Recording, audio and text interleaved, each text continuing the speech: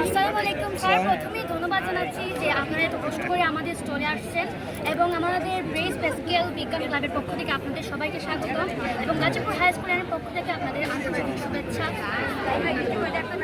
Sir, এটা যে project দেখতে পাচ্ছেন, মানে আজকে যে 2024 সালে অনুষ্ঠিত আমাদের বিজ্ঞান প্রজেক্টে বিজ্ঞান মেলায় আমি যে প্রজেক্টটা তৈরি করেছি, এটা হচ্ছে মানুষের বিকল্প হিসাবে আধুনিক টেকনোলজি বায়ুদূষণ প্রতিরোধে রোবটের ভূমিকা। স্যার, আমরা জানি যে এখন 2024 সাল এবং আমরা এটাকে বলি ডিজিটাল বাংলাদেশ। যদি আমরা স্যার একটু ভালো করে লক্ষ্য করি, দেখা যাবে পুরোপুরিভাবে বাংলাদেশ কিন্তু ডিজিটাল হয়ে উঠতে পারি।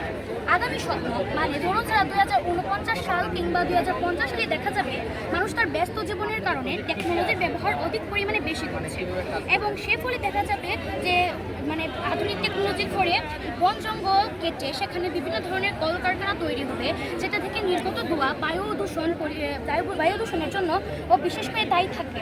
তাই আমরা যদি এক্ষেত্রে ম্যান পাওয়ারকে কাজে লাগাই, তাহলে দেখা যায় ম্যান পাওয়ারের কাজে লাগানোর ফলেও স্বল্প সময়ের মধ্যে কিন্তু এই বায়ু দূষণ প্রতিরোধ করা সম্ভব না, অনেক সময়ও লাগবে, পাশাপাশি অনেক অর্থ ব্যয় হবে।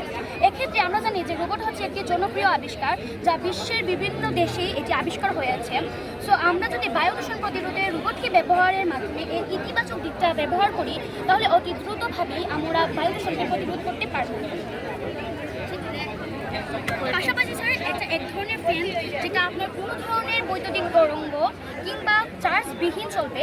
এটাতে এক ধরনের মোটর প্লাস আপনার ব্যাটারি লাগানো এবং স্প্রিংয়ের মাধ্যমে সংযোগ করা। আপনি যতক্ষণ এটাকে চালাবেন ততক্ষণ আনলিমিটেড পর্যন্ত বাতাস দিতে সক্ষম হবেন। এটা বলো স্যারের সবগুলো বলো।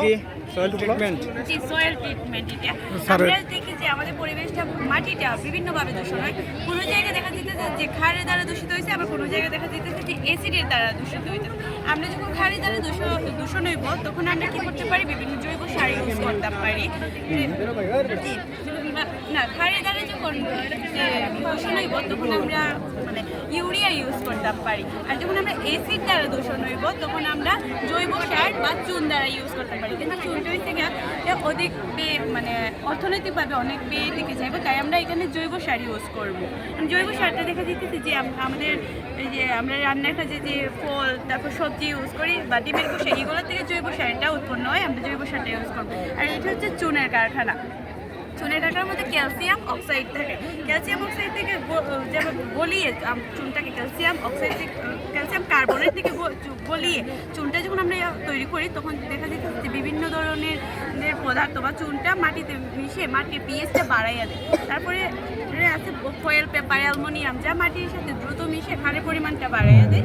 তাই এই জায়গার মধ্যে আমরা মানে ইউরিয়াটা ইউজ করবো, অ্যামোনিয়াম ফসফেট বা ইউরিয়া ইউজ করি আমরা মাটিটা একটু রিপেয়ার করে তারপর আমরা ফসলটা আবার উৎপন্ন করতে পারবো। আবার এখানে দেখা যাচ্ছে কেমিক্যাল ফ্যাক্টরি থেকে কার্বন ডাই অক্সাইডটা উৎপন্ন হইতেছে, তারপর কার্বন ডাই অক্সাইডটা বা বাতাসের স্তরের মধ্যে গিয়ে তারপরে পানির সাথে অ্যাসিড বৃষ্টি হতে সেই অ্যাসিড বৃষ্টির উৎপন্ন হয়ে মাটির মধ্যে যেতেছে, যেই জায়গার মধ্যে মাটির অম্লত্ব বাড়তেছে, ওই জায়গার মধ্যে আমরা ওই যে চুন ইউজ করতাম পারি মাটির মধ্যে। চুনটা যেহেতু বের পরিমাণ বাড়ায়, তাই আমি জৈব সারটাই ইউজ করি।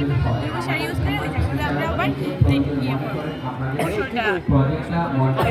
মানে পানি লবণাক্ত পানি না, এটা ভাদ্রটাই ভালো, মানে নদীর পানি আর সমুদ্রের পানি দুটোর মধ্যে যে পানির যে ঘনত্বটা আছে, এটা হচ্ছে আগুন ও মানে বায়ুর মধ্যে যে সম্পর্কটা, এটার মধ্যে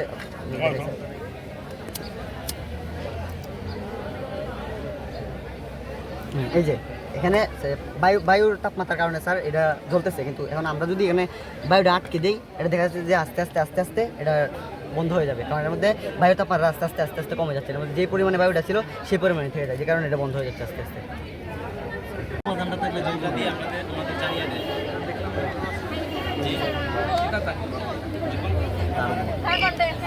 কার্বন ডাইঅক্সাইড সবই শরীরে কার্বন আছে নিবে। আর কিটা অন্য তার কিটা এটা কি ইলেকট্রিক ছিল তা আপনি